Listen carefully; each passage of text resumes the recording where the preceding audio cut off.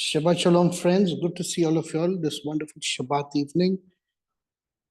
It's such a privilege to come before the Lord of Lords and King of Kings and to work for Him and to sit in His presence and just learn. It's such a privilege. We have come to the end of one full Torah cycle because this is the last Shabbat before Rosh Hashanah. And being the last Shabbat before Rosh Hashanah,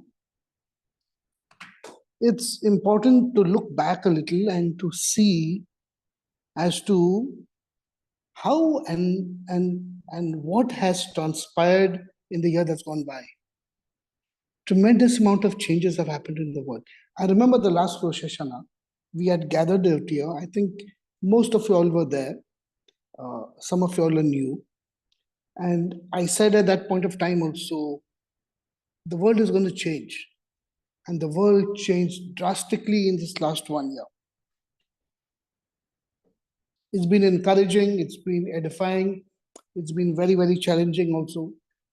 It's been challenging from terms of ministry, it's been challenging on a personal level, it's been challenging in so many other ways. But you know what? The brightness of this is God has brought us through. The Lord has been absolutely faithful even now with all the challenges, with everything. God is absolutely faithful.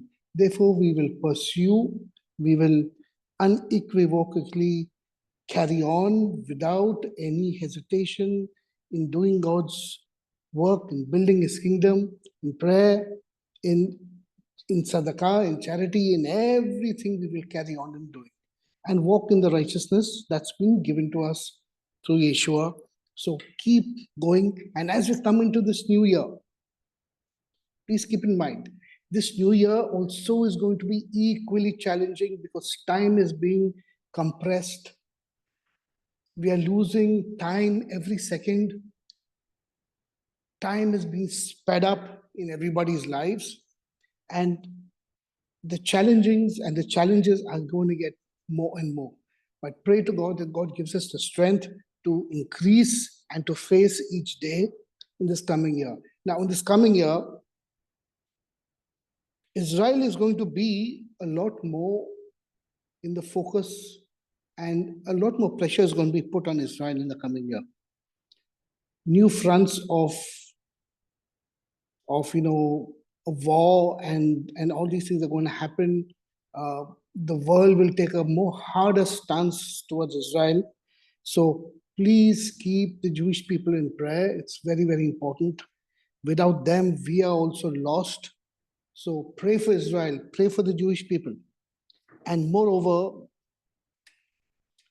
there's tremendous advancement I want to just share with this video, there's tremendous advancement also in the technological field that's happening in this world. Now, one of the latest things I was seeing and I was studying, I'm a very ardent follower of technology in terms of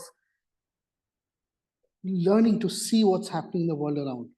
And the biggest conversation people are having today, I just want you to understand this, it's very, very important. The biggest conversation scientists and technological guys are having today is about quantum mechanics and consciousness. And the powers to be, the technological powers to be, are trying to bring and say that it is possible to merge consciousness with technology and with quantum mechanics. Now, this is a very, very dangerous field. Torah scholars all over the centuries, biblical scholars from the Jewish side, for centuries have always known that this universe that was created has been a creation of the three-dimensional time, space, and consciousness, which science calls matter. So consciousness has always been the main focus of Bible and Torah study. But today scientists want to take that consciousness because they've realized that there is matter and there's power and there's energy and there's quantum energy all over the universe. It's fine. But they're not able to grasp or get their hands on this extra dart, what you call knowledge, which is consciousness. And now they're trying to dabble with consciousness and try to merge consciousness into analytical, into an analytical structure, or to interpret consciousness. And that's very dangerous, because once they try and imitate or bring in some kind of consciousness into analytical structure, and they use it in the quantum field, they'll put it into robotics, they'll go into a whole lot of other things, and that will give rise to something a human being is going to create and say, okay, this robot has its own level of consciousness, and that's going to be very, very dangerous, friends. So I believe in the coming year that we're entering, there's going to be a huge growth in AI and in the field of quantum computing and in the field of quantum mechanics that is connected with consciousness now. Very big people are already talking about this, how to integrate the two. So keep your eyes open. It's a very dangerous thing that's happening. As I said, we are going to feel challenges in the coming year. So come the 2nd of October evening, we're entering into Rosh Hashanah. We're entering into Yom Teruah, the first day of the 7th month of Tishrei, and then the entire month of October is going to be Rosh Hashanah, and then you have Yamim Naraim, the 10 days of awe.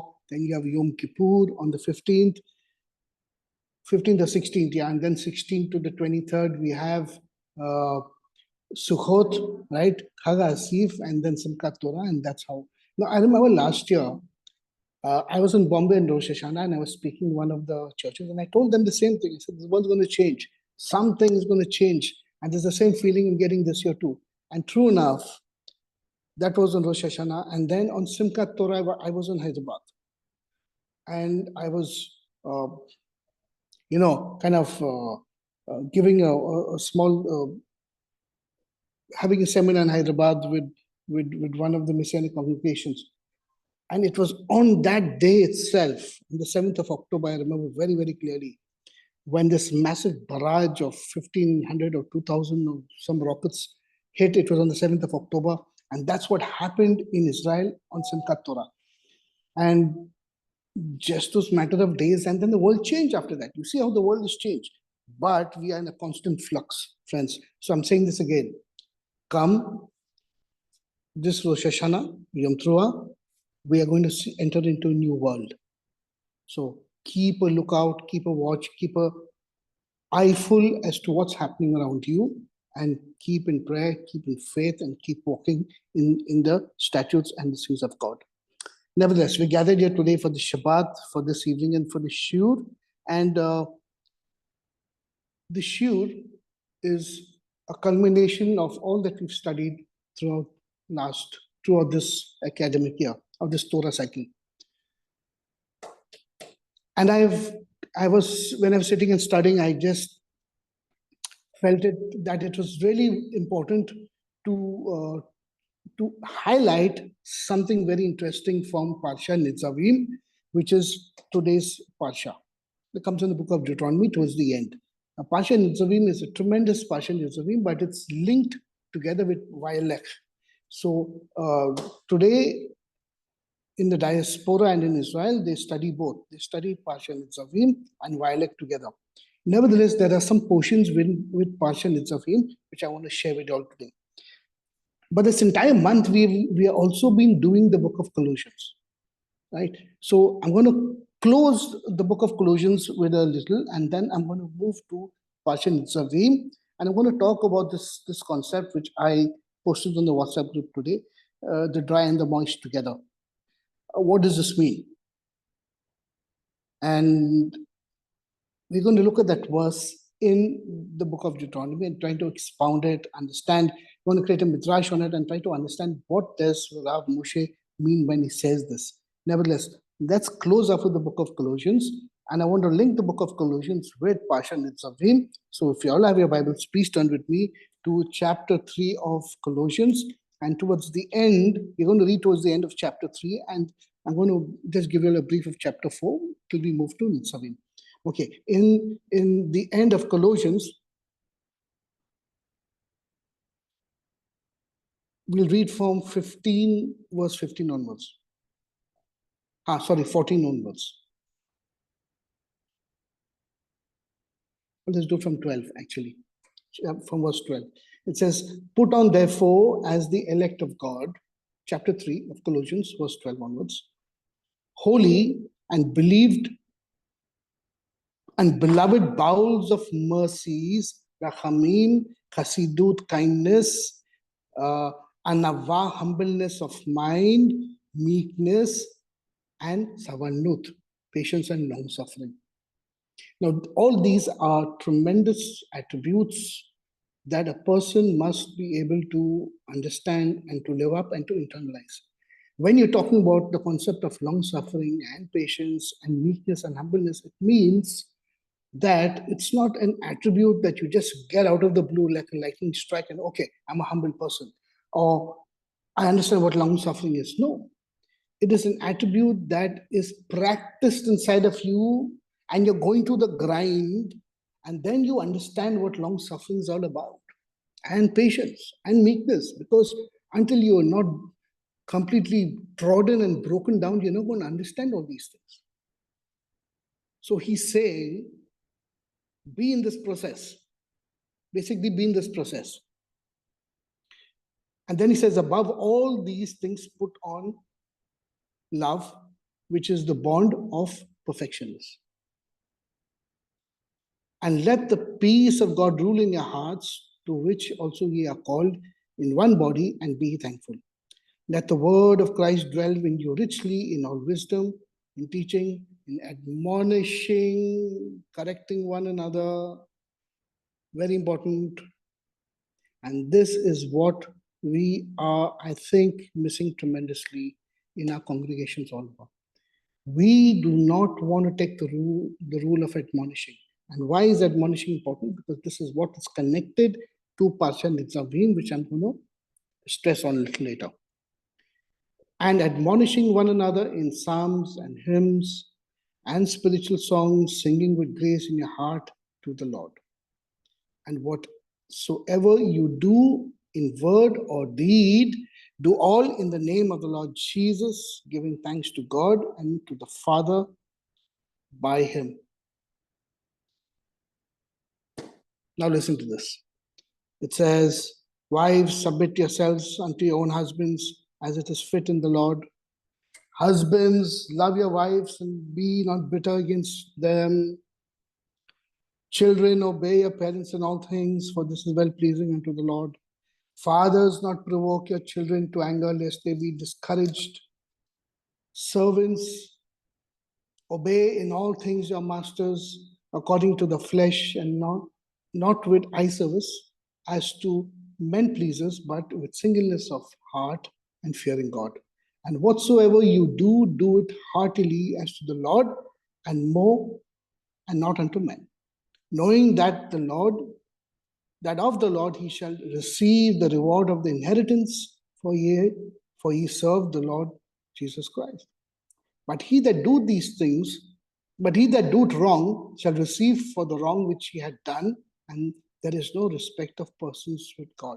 And then he goes on to chapter 4, and he talks about, listen, he says, masters, give unto your servants that which is just and equal, knowing that ye also have a master in heaven. Continue in prayer and watch in the same with thanksgiving, withal praying also for us that God would open unto us a door of utterance to speak the mystery of Christ, for which I am also in bonds, that I may make it manifest as I ought to speak. Walk in wisdom towards them that are without, redeeming the time. Then in verse 7 and 8 and 9 he says, all my state shall Tychicus declare unto you, who is a beloved brother and a faithful minister and fellow servant in the Lord. So I want you to understand, who is this Tychicus? Tychicus is the scroll bearer and the bridge between Rav Shaul and the Kehillah in Colossae. So Tychicus, and there is this one guy by the name of Onesimus. Now, Onesimus has a history to play in all of this. Onesimus, okay, is somebody who was actually a laborer, a servant to Archippus in Colossae. And there was an altercation between master and slave. And for whatever reason, there was a transgression between the two of them. And Onesimus, probably because he must have heard the gospel and he started following Yeshua and following the way, so he probably must have had an altercation. And he leaves his master in bad taste and he comes out, and then he leaves Colossae and he comes away, and somehow he meets Rav Shaul with Tychicus. That's the history. And now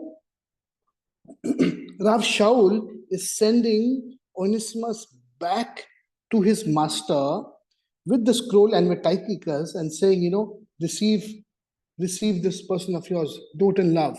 Do not have any transgression between each other.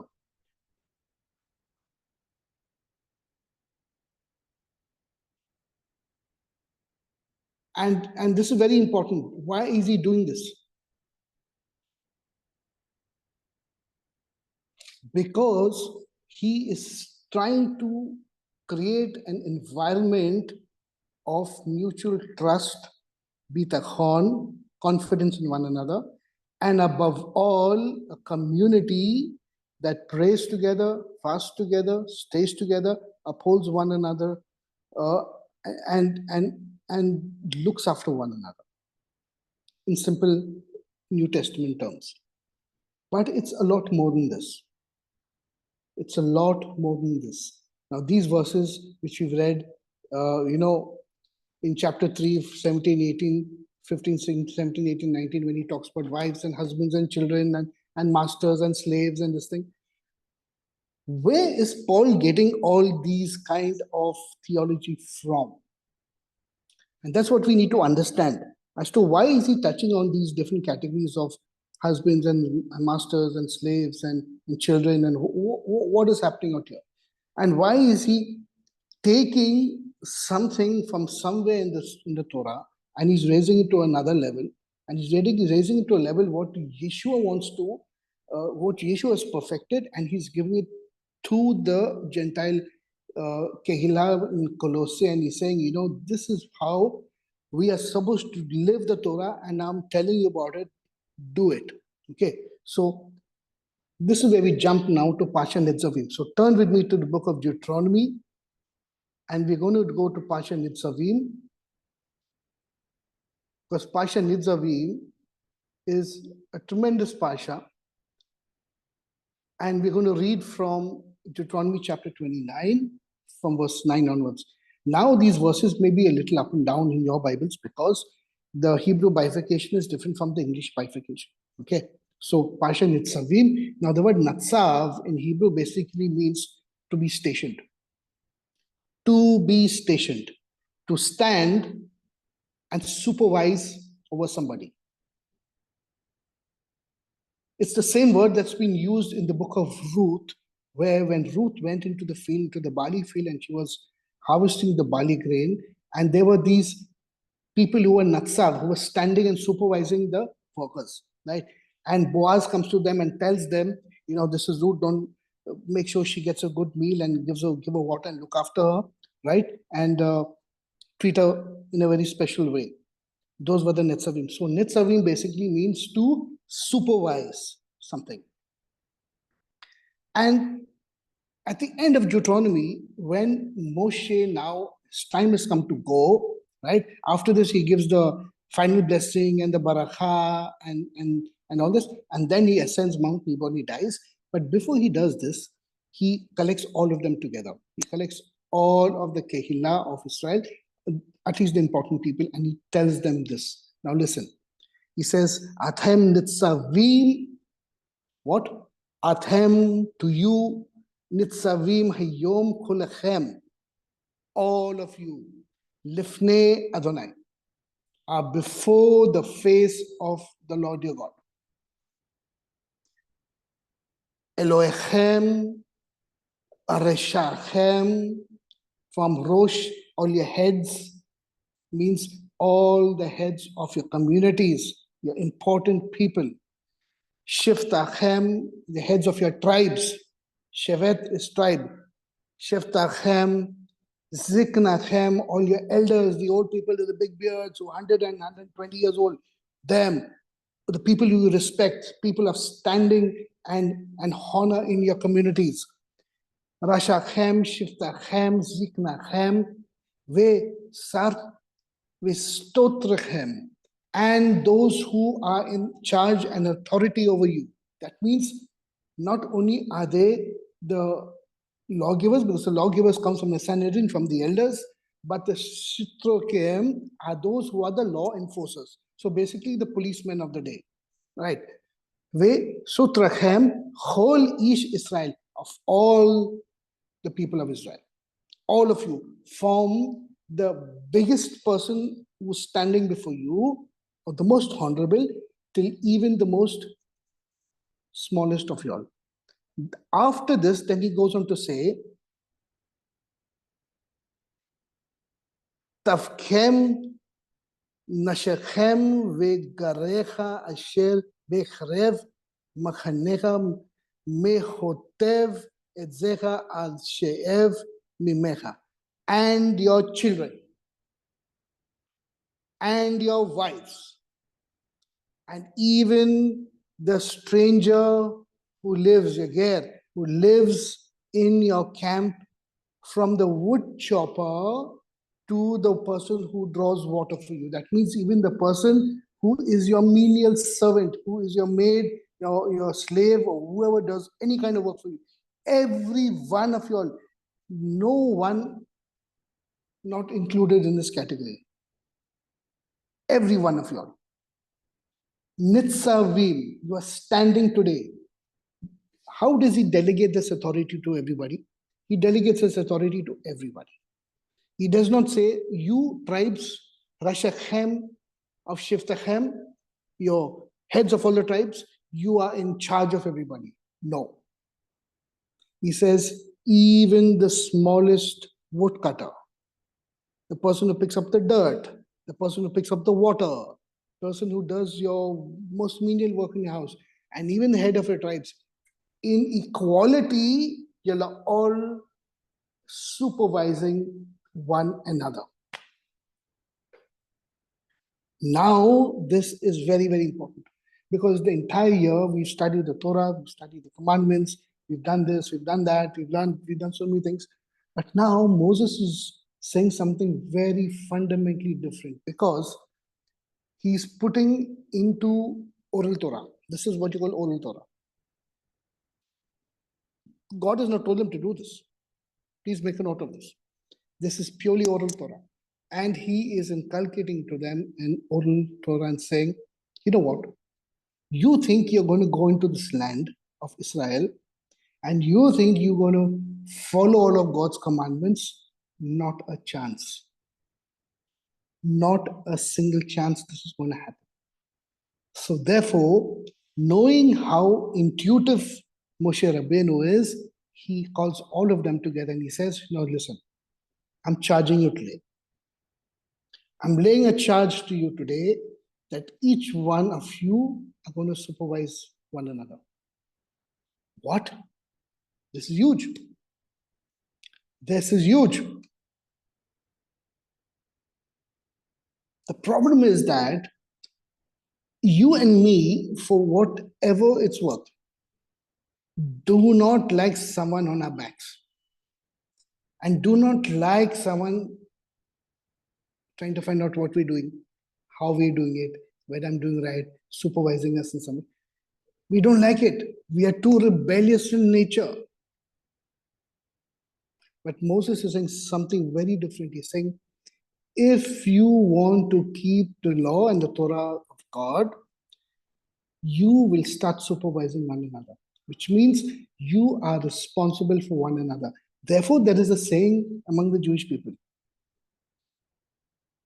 There is a saying in Jewish people, it says, Eruvim Israel Kol Zerazeh. Everyone in Israel is responsible for each another. Nobody can get up and see another Jewish person and say, okay, this guy is become a drunkard, let him be. I've got my life to live. Or this person's down in the gutters. Can't help him, let him go. Tried our best, it's over. I've got my life to. That is not the attitude Moshe is giving. Moshe is saying, everybody is responsible for one another. Till the utmost that you can do. If you cannot do it on your own, you will bring in a party, you will bring in confederation, and you'll say, okay, this is a situation, we need together, and let's rectify the situation. Do not let anything fall in the community. Neither person, nor situation, nor people, nor anything. Upkeep, maintain with prayer, with earnestness, everything needs to be upheld in the community and among the people. Therefore, we need to know what's happening. We need to know what's happening, who's doing right, who's doing wrong, who's everything. And if you see a wrong thing on a community level, it is your responsibility to go and say, okay, 1 second, I think this is not good. I want to have a conversation about this and I want to sort this out. Very important. If you're seeing something on a personal level with somebody, or you or me are doing something wrong and someone comes and remark, this is not right. You and me have to be humble enough and say, okay, agreed. I'll listen to you. But this is not happening in this world today. And why is this important? Because this is important that if we do not uphold one another, not in any kind of way that has got to do with, any materialistic way. I'm talking about investing in people. If you do not invest in people, and if you do not look at people as vessels of holiness and say, okay, come, you are a vessel of holiness unto the Lord, therefore I'll invest myself with you also, and I will support you, and you will do the same thing to me, and this and that, and we will all grow, we will all study, we will all learn, we will all grow all together. In this scenario, the fraternity, the linking, the bonding, the kibur, the strengthening of the community is so strong that there is no chance for one person to fall away. It does not happen. So Moses very intuitively tells all of them, I'm shifting the ground, your playground right now. I'm shifting the play field right now. And listen to me. You're going to go into the land, and if you really want to continue keeping the Torah and doing the right thing in the land, you have to start supervising and looking after one another. You have to. Now, based on this, Rav Shaul takes this up in the book of Colossians, and he's putting it in such a tremendously higher level of Torah. This is where Rav Shaul is getting his theology from, his intensity of saying, look after one another. And if you read what we read just now, Colossians, from 12 onwards, I'm going to read it again. Let's read it. Put on, therefore, the elect of God, holy and beloved, bowels of mercies, and kindness, and humbleness of mind, and meekness, and long-suffering. Why long-suffering? If someone's giving you nonsense for the last 5 years, and you're irritated and you can't take it anymore, that is long-suffering. Forbearing one another and forgiving one another. If any man have a quarrel against you, even as Christ forgave you, so also you do. And above all these things, put on love, which is the bond of perfectness. And let the peace of God rule in your hearts. What is this peace we studied last time? The peace that Yeshua can give you. That means you have to be in wholeness and completeness, even to start practicing all of this.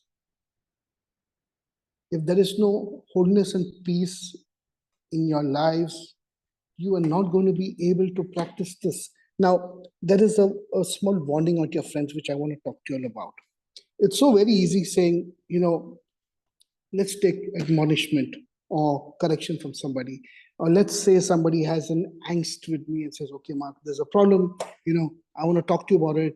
And maybe he does it the right way, maybe he does it the wrong way. And it takes me off. And then there is probably an altercation that ensues because of this. But in this world today that we live in, this is what we have to be careful about. You have to discern who you are sharing this Nitzavim with. There can be many, many people within the faith who are not tuned with divine inspiration with God and can come out with real evil problems against you. And they may not be right or correct. And they can put you in a spot of bother because they may be professing faith, believed Christians and walking and doing all these things like Christian. But if they're not walking in the wholeness and in the perfection, then how do I practice this Nitzavim? How does this happen? Because the accuser is always standing at your door to accuse you definitely when you have done something wrong, and to accuse you when you have also not done something wrong, just out of pure jealousy and animosity. How do you handle this? We're living in a very complex world. Very complex world where each one of us are doing whatever we want on our own and thinking that all of us finally will come to this one place that is before the Eternal Father. But that's not the case. There is no 1 million ways to go to God. There's only one way. And all of us have to be in that way of perfection. If you're not in this way of perfection, anybody discerning is not in this way of perfection is not going to be able to be walking in this wholeness and perfection. And having Nitzavim with that kind of personality is a big challenge. So how are you going to handle this? Very, very difficult. So all this is easy said and done, but the application of it is very, very difficult. Very difficult. Very difficult. Therefore, this is one red flag in this, because we have to understand we are all living in an unkosher environment, completely unkosher environment. Therefore, our challenges are very, very different. Double, in fact, than what is required. So, based on what Moses is giving and saying, you really want to live a holy community, you really want to have a church or a congregation or a kehillah that is full, sanctified and holy and doing all the right things before God, you have to learn to invest in one another. And you have to make sure that everybody has a breakfast every day. And you have to make sure that every child has education. And you have to make sure that every child has given the opportunities to express himself. And every child grows in the honor of God and the beauty of God, in learning and doing things. And every person is treated equally. No one's discriminated. It's an egalitarian society.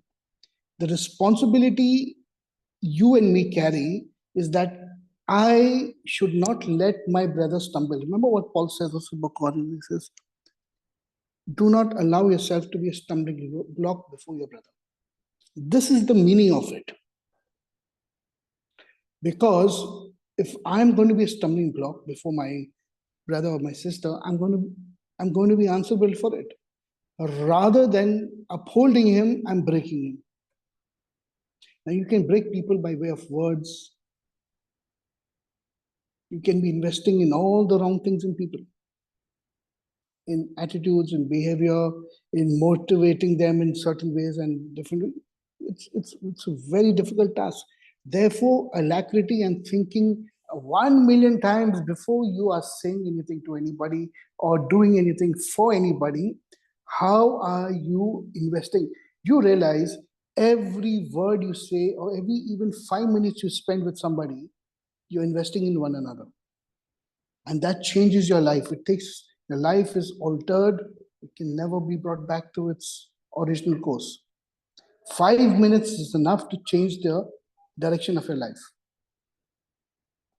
So therefore, every minute you spend with somebody, everything that you say, every act of kindness and mercy that you show, it's all an investment. You're investing. And if you're investing in something, on somebody, and if you're building a vessel of this kind, of this environment, you have to supervise it. Likewise, somebody is doing the same to you. It's very important. Now, and Paul understood, Moses understood this. So he says, you're all fragmented. You're all doing things your own way. You're all thinking that, we'll all reach God. It's not going to happen. There has to be an echad, an akdut, a oneness that you'll all practice, and you'll all uphold one another and supervise one another. Otherwise, you're all going to fall. So you'll all rise or all fall. It's not going to be selective out here, and there is no respect of persons with God. Then he says out here in verse 11,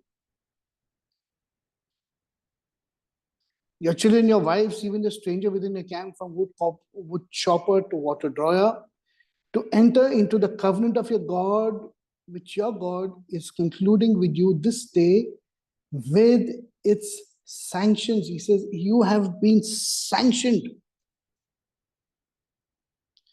Correct. He says he's been inscribed, he's been cut. The word correct is to cut. It's been cut in black and white with you. And if you have to do this, man, you cannot afford to let anybody else walk away, turn around, fall away. You can't. In order to establish you this day as God's people, and in order to be your God as promised to you and as sworn to your fathers Abraham, Yitzchak, and Yaakov. Ve'lo itachem lavdechem anochi karet et habrit hadzot ve'et ha'aleh hadzot. I make this covenant with its sanctions, not with you alone. Moses is saying, I make this covenant with its sanctions, not with you alone, but those who are standing here with us today, those who have gone this day before the Lord your God, and with those who are not standing here with us here today. Those who have gone, those who are here, and those who are already in your loins who have to come. Everybody is included in this. Both with those who are standing here with us this day before the Lord our God, and with those who are not with us here this day. Well, you know that we dwelt in the land of Egypt, and we passed through the midst of various nations, and you have seen the detestable things and the fetishes of wood and stone, silver, gold, and the heap and everything that they keep. Perchance there is among you some man or woman. Now listen to this very carefully. It says, Penesh, perchance.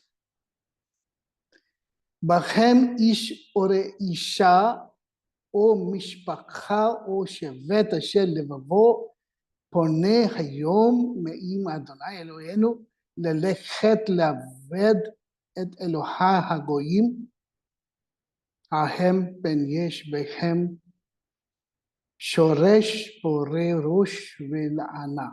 Perchance there is someone among you, some man or woman, or some clan or tribe, whose heart is even now turning away from the Lord your God. Moses is a realist. He knows just as everything in creation has this thing called entropy, So there's also time bringing change. The status quo changes all the time. Every 6 months, everything changes. Situation changes, relationships change, uh, technology is changing, everything is changing. And he knows that some point of time, people are going to start wandering away, wool gathering, tribes are going to go, group of people are going to have different opinions. This is humanity. He's bringing out together and saying, be careful of this. You should not go with this flow. Perchance there is some among you, some man or woman or some clan or tribe, whose heart is even now turning away from Lord your God to go and worship gods of other nations. Perchance there is among you a stalk sprouting poison, weed, and wormwood. This is the evil intent. So we also have to be careful what I said earlier, that to stand in supervision with somebody or to take supervision from somebody, who is that person? Does he have a vested interest? If you can see the gall and if you can see the poison or anything that that person is living because it's evident on the life of that person, then you know for sure that something is wrong.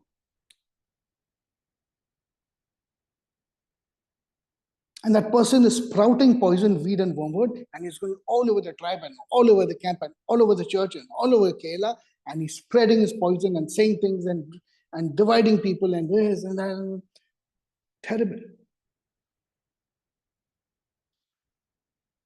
And then he says this amazing thing. Now listen, very, very carefully. It says, Vehaya Beshmeu et Vrehale Hadzot Vehit Barek Belevavo. Leomer Shalom Yihayeli Ki Bishararut Libi Elecha Leman Sefot Harava et Hazmaa. And when hearing these sanctions which I'm giving you today, I'm cutting this Kret video, I'm cutting this video. When hearing the words of these sanctions, standing here today, you try to act smart by saying, and maybe they imagine a special blessing in their own heart. So they devise a plan now. Basically, he's saying, by hearing these sanctions, man, these sanctions are too much. What have I got to do with this person? What am I going to be interested in another person's life? I got my life to live. I got to feed myself. I got to make my money. I got to be comfortable. I got my family. Why have to be responsible for this one and that one? Cousin, brother, sister, friend. What's it got to do with me? My third cousin and fourth cousin and fifth cousin I've never seen in my life, and I'm yet responsible for them. It's not going to work. I'm sorry. And the moment you're hearing the sanction, you're already devising this escape. You're sitting, you're trying to find an escape pod, and you're sitting and saying, shoot, take off. And you're blessing yourself in your heart. It says, Vehit barek libebo. It says, and you're blessing yourself in your heart, and you're making yourself this excuse and you're feeling good about it, saying, Yihaeli ki beshere ruth libbi ele leman sefot haravayet hadzema. And when hearing the words of the sanction, they may imagine a special interest or blessing in the heart or an immunity. The word immunity is used out here. Saying and thinking, I shall be safe. Though I follow my own heart, though I will do all my wicked things on my own, but I'm going to game the system. I am going to game the system and mask everything in such a beautiful way. People will not realize how I'm masking the system, but I'm yet my own evil self. But the reason why this person does this is because when God gives blessing, the blessing comes on the entire congregation. And then you snuggle your way in, and you also will say, maybe if I snuggle my way in, the blessings are going to come. When the rain falls, it falls on everybody. So if I'm an evil person and I've got my field at the side of a righteous person, the rain falls, it falls on both fields. He prospers and I also prosper. Man, I don't need to do all these things. My escape pod. I am going to game the system. I'm in a casino and I'm counting the cards. Moses is saying this. He says, be very careful of this. Half of the people will be pretending. Half of the people are doing this because of need. The other half, there'll be only 2 or 3% who are true people who are walking in this wholeness and perfection and who understand this concept of Nitzavim. From where we get the concept of Arvut. What is Arvut? Guarantee for one another. Guarantee for one another. How do you make a guarantee for one another? What do you mean by guarantee for one another? Someone phones you at 12 o'clock and says, hey man, I'm in a problem, man. Something's happened. Can you come and please help me? I'm in the middle of the road and the cops are over and are you going to get up and say, okay, I'm my friend, I've got to go stand, do the right thing, but yes, okay, stand with that person. Take guarantee. Okay, I know this person, this. Are you going to go back to say, let him be? Never listens, he's going to fall into trouble in any case. Never listens. Why should I get up in the middle of the night, leave my life, my peace, my lovely sleep, my family, and go and look after somebody else? No.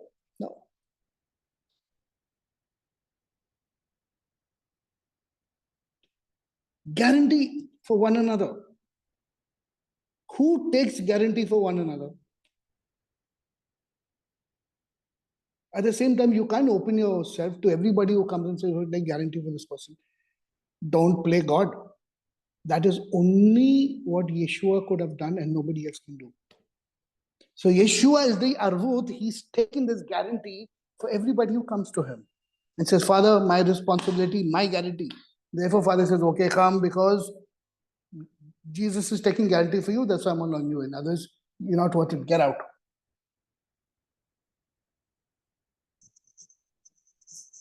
This is all Old Testament, Moses' concept, which is brought to the New Testament, that Jesus is our spiritual guarantee for all our things. This is all there. It's all part of the Torah. If only we're able to read, understand, learn, grow in it, it's all there. Moses wants them supervising each other and saying, start taking guarantee for one another. Because if you don't start taking guarantee for them, you're not going to survive, you're not going to last, and you're not going to be able to be a people of God, of your Father in heaven. You're definitely not going to be able to stand and live in the land. And exactly what happened. They started fighting and having baseless and mindless hatred against each other and robbing one another and killing one another. And God said, okay, out.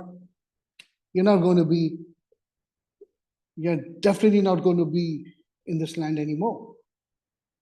And until you don't learn what spiritual guarantees, you're not going to come back into the land. As simple as that. So God threw them out of the land. Go, learn. Now fend for yourself, sit together, start learning, become one people, understand what you have lost, come back into the land. So our entire faith, which is built in the Brit Chadashah, in the New Testament, about Yeshua and what he has done, is based on what Moses has cut a covenant with these people 3,500 years ago. Saying, I cut this covenant with you today. And if you try to scam the system, and if you try to game the system, see what he says. When hearing the words of these sanctions, they may imagine a special immunity in their heart, thinking, I shall be safe, because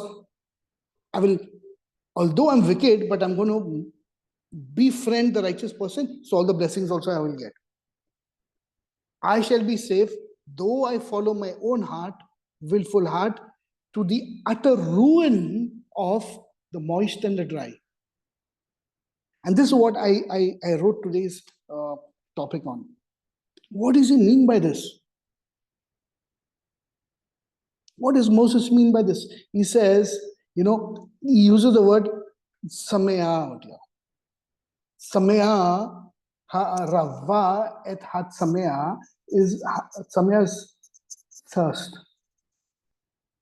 When a soul is thirsty, he cries for water and for moistness. He cries for it. Based on this, the psalmist David HaMelech writes Tehillim 42. You don't know? As the deer pants for water, so my soul longs for you, the living God. A brilliant psalm, absolutely brilliant Tehillim. And he says, for those who are thirsty and who are crying out for God, God gives them water and moistens their throat and gives them that spiritual water for them to live. I'm talking spiritual things here. But if you're dry and you think you're going to attach yourself with this thing and you'll get the moisture, you think God's not looking at you, you think God's not discerning your heart, you wicked man, he says, don't try and game the system. Then he says, Lo ove Adonai slach lo ki az yasan. The Lord will never forgive that person. Rather, the Lord's anger and passion will rage against them till every sanction recorded in this book comes down upon them. All the curses, everything will come down on that person who tries to game the system. That if you shirk away from your guarantee for one another and upholding one another, God's not going to look at you very favorably. It is impossible because this is the foundation of redemption and salvation. And this is teaching us even before the episode of the cross. It's teaching the people and teaching you and me that spiritual guarantee was given to them, which they were never able to accomplish. Now, on a human level, spiritual guarantee goes into so many things. A head of the family has spiritual guarantee over the entire family. He doesn't have any kind of guarantee in his office with goyim, with unbelievers, with other people. But maybe in his kehila, maybe in his community, maybe his congregation. There's some things that you don't have a guarantee about. You don't. Stay away from it. But when you know that it's applicable, the spiritual guarantee is applicable, this arvut is applicable, you supervise by Nitzavim. And never lose an opportunity, I say in Rav Shaul says, never use an opportunity to uphold a brother in prayer. That's why he says out here, uphold each other in prayers and admonishings and prayers and sing of psalms and good things and praises to God. He says, because this is what's going to give you this akdut, this oneness to practice arvut. Stand in the gap, intercede, stand in the gap, and say to God, Father, I know this son and this daughter of yours is going through a bad time because of the things and the action and the deeds that person has done. But Lord, I intercede for her, Lord. I want to stand in the gap for her, Lord. How do I do it? Do you think that's an easy prayer? Very difficult prayer.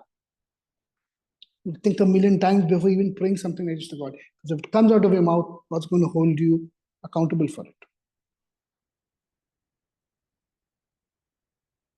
We are talking about the foundations of everything that we learn. And this is so apt because the entire year we've studied Torah. We've studied New Testament, Old Testament, we've done all this stuff.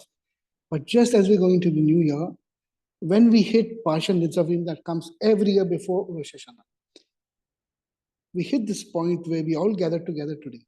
And the words of Moses ring out into everybody's ear. And it translates into the New Testament because who is our spiritual guarantee? Yeshua. That's the golden rule. That if Yeshua is the spiritual guarantee for you and me and for all that we have ever done in our lives, Should I not also be the same to my brothers and sisters? I should. Or do I leave everybody in the lurch? I can't. Because if I leave somebody in the lurch, and if I'm mean and stingy and self possessed in all that I'm doing, true enough, when that person falls, one day I will fall too. And when we all start falling away, problem. Therefore, we have to come with one heart, one mind, and one purpose when we're in the Kehila and in all things that we're doing. If we think that there are many ways to coming to God, you're wrong. Absolutely wrong. There's only one way. You walk in Abdut, Arvut, like how Yeshua walked, and learn, and that's the only way to maintain our spiritual life, friends. We cannot do this alone. Please note, we cannot do this alone. If any one of us are going solo in any possible way, we're going to land up in serious trouble. Serious trouble. And this is what I wanted to share with you all today, that the moist and the dry, you'll find them all over the place. But who's trying to scam the system is what you have to look out for. Who's trying to shortchange the commandments of God, you have to be aware about. And you have to bring this uniformity into everything that we're saying and doing and saying, no, I cannot be and I cannot allow this. It's not allowed.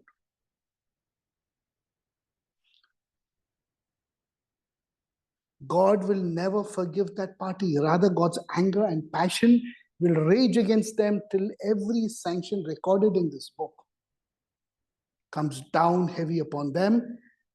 And listen to this, and blots out their name from under the heaven.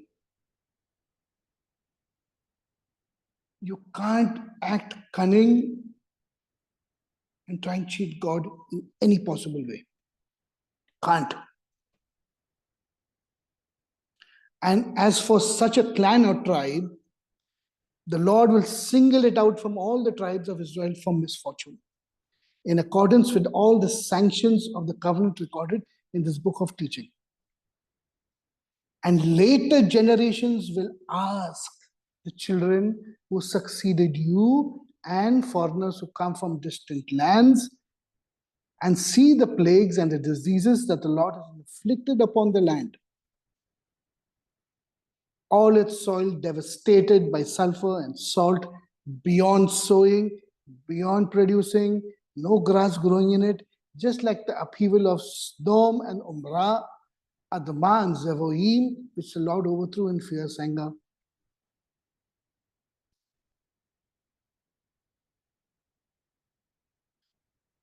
This is the beauty of it now. Watch.